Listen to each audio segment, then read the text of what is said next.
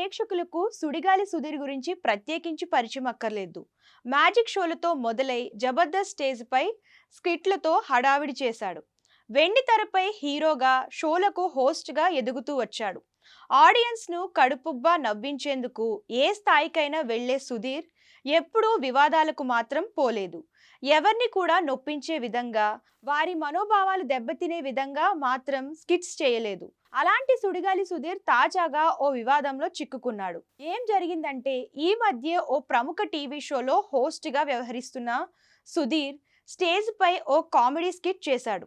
అప్పుడు నందీశ్వరుడి విగ్రహం తెర మీద ఉంది. ఆ విగ్రహం తల భాగం నుండి చూస్తే శివుడి దర్శనం వచ్చింది అనాలి. కానీ స్కిట్లో ఆ సందర్భాన్ని అమ్మోరు దర్శనం అంటూ పక్కనే ఉన్న హీరోయిన్ రంభను ఉద్దేశించి మాట్లాడారు.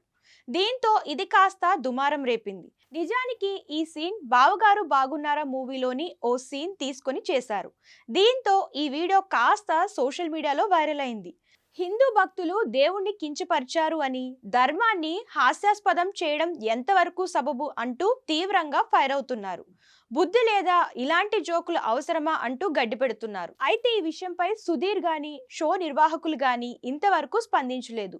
బుల్లితెరపై తన బ్రాండ్ కొనసాగిస్తూ వస్తున్న సుధీర్ కు ఈ వివాదం చిన్నదే కావచ్చు, కానీ సోషల్ మీడియాలో మాత్రం తీవ్ర విమర్శలకు కారణమైంది.